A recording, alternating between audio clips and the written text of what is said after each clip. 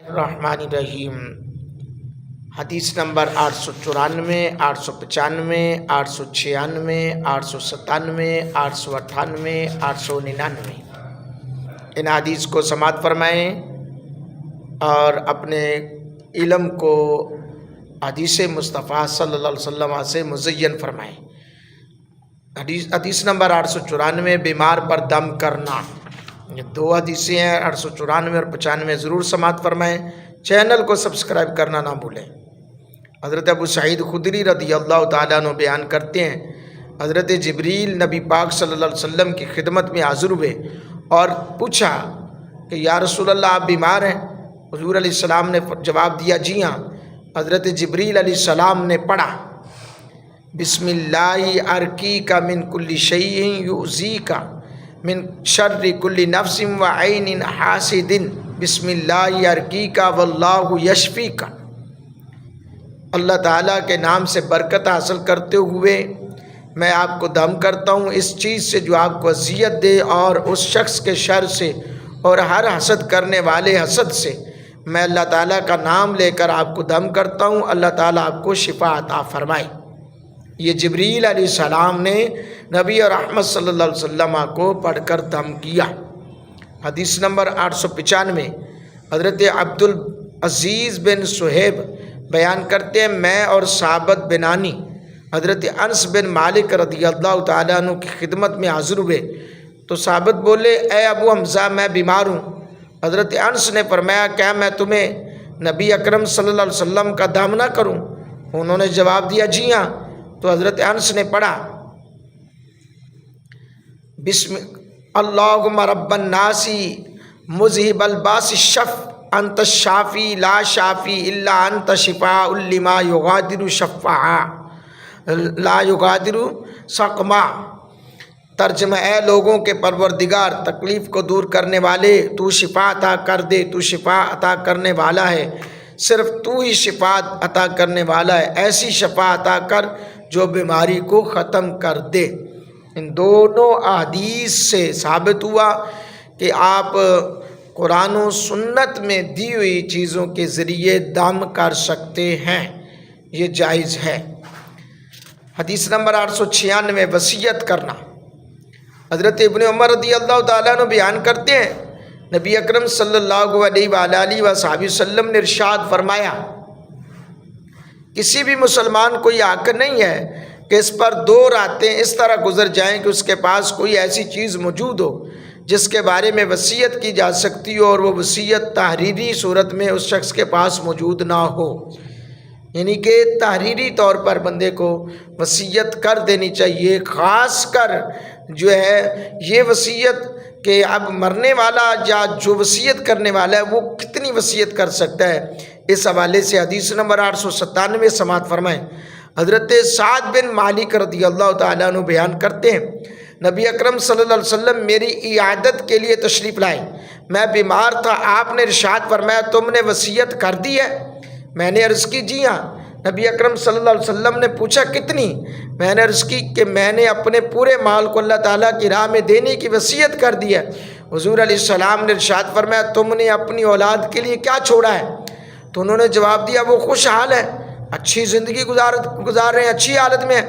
نبی اکرم صلی اللہ علیہ وسلم نے فرمایا تم 10ویں حصے کی وصیت کرو۔ راوی کہتی ہیں میں آپ سے کم کرنے کی درخواست کرتا رہا یہاں تک کہ آپ نے ارشاد فرمایا تم 1/3 حصے یعنی تیسرے حصے کی وصیت کرو، ویسے 1/3 بھی زیادہ ہے، یعنی کہ اللہ کی راہ میں خرچ کرنے کی جو وصیت ہے تیسرا حصہ زیادہ سے زیادہ آپ جو ہے وہ کم کر سکتے ہیں اور اس سے زیادہ نہیں، یعنی یہ نہیں ہے کہ جی یہ میرے مرنے کے بعد یہ ساری جائیداد اللہ کی راہ میں بانٹ دینا، تو یہ بھی نہیں جائز ہے۔ حدیث نمبر 898 حضرت ابو سعید خدری رضی اللہ تعالیٰ عنہ بیان کرتے ہیں، نبی اکرم صلی اللہ علیہ وسلم ارشاد فرمایا اپنے قریب المرگ لوگوں کو لا الہ الا اللہ پڑھنے کی تلقین کرو۔ حدیث نمبر 899 سیدہ ام سلمہ رضی اللہ تعالیٰ عنہ بیان کرتی ہیں، نبی رحمت صلی اللہ علیہ وسلم نے ہم سے فرمایا جب تم بیمار کے پاس آؤ یا قریب المرگ شخص کے پاس آؤ تو اچھی بات کہو، کیونکہ فرشتے تمہاری کہی ہوئی بات پر آمین کہتے ہیں۔ اللہ اکبر۔ حضرات گرامی قدر، تلقین سے مراد ہے اسے یہ نہ کہو بلکہ اس کے سامنے کرو۔ تو حضرت عبداللہ بن مبارک کا قول کے مطابق یہ ہے کہ انہوں نے وہ بات مراد لی کہ جو نبی پاک صلی اللہ علیہ وسلم سے منقول ہے، جس شخص کا آخری قول لا الہ الا اللہ ہو وہ داخل جنت ہوگا۔ تو جب انسان پر سکرات یعنی موت طاری ہو جائے تو اسے کلمہ طیبہ پڑھنے کی تلقین کی جائے۔ اس کا طریقہ یہ ہے کہ اس کے پاس اتنی آواز سے کلمہ پڑھا جائے کہ وہ بھی سن کر کلمہ پڑھ لے۔ اس موقع پر اسے کلمہ پڑھنے کا نہ کہا جائے، یہ نہ کہا تو کلمہ پڑھ لے۔ وہ اگرچہ سختی کی بنا پر یہ کہہ دے میں نہیں پڑھوں گا تو اس کا کیا کارت جائے گا۔ ہاں اس کے پاس ذکر اذکار کرو، کلمہ پڑھو، حضور کی ثناخوانی کرو تاکہ وہ بھی پڑھنے والا بن جائے۔ اللہ اکبر، کیسا میٹھا دین ہے۔ تو تلقین کرنے والا نیک صاحب تکبر نمازی بھی ہونا چاہیے۔ سورہ یاسین کی تلاوت کی جائے۔ خوشبو کا استعمال مستحب ہے۔ حیض و نفاس والی عورت میت کے پاس آ سکتی ہے۔ وہ خواتین و حضرات جن پر غسل فرض ہو چکا وہ خواہ حیض اور نفاس کے انقطاع یا جنابت کے باعث وہ پاس نہیں آ سکتے، یعنی کہ ویسے ہو اور ان کو ختم ہو گیا ہے تو اسے چاہیے کہ وہ غسل کر کے آئیں، اور اگر ہے تو پھر نہیں، اور جنابت والا شخص ہے اس کو غسل کر کے آنا چاہیے، بے دوڑ غسل کے نہیں آنا چاہیے۔ روح پرواز کر جائے تو یہ پڑھنا چاہیے بسم اللہ وعلی ملت رسول اللہ اللہم یسر علیہ امر وسہل علیہ ما بعد واسعدہ بلقائک واجعل ما خرج الیہ خیرا مما خرج عنہ۔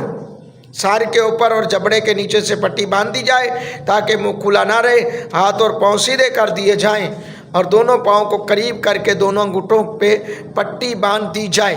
میت کے پیٹ پر کوئی وزنی چیز رکھ دی جائے تاکہ وہ پھولنے نہ پائے۔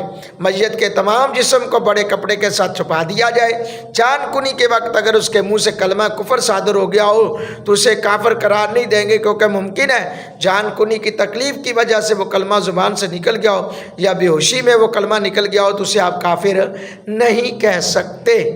اللہ رب العالمین ہم سب کو نبی رحمت صلی اللہ علیہ وسلم کے دین کی سمجھ عطا فرمائے۔ میت کے پاس تلاوت قرآن، درود پاک، نعت خوانی جائز ہے بشرطے کہ اس کا تمام جسم کپڑے سے چھپایا گیا ہو۔ میت کے غسل، تجہیز و تدفین میں جلدی کرنی چاہیے کیونکہ اس کی خصوصی تاکید کی گئی ہے۔ اللہ پاک ہم سب کو عمل کی توفیق عطا فرمائے، آمین۔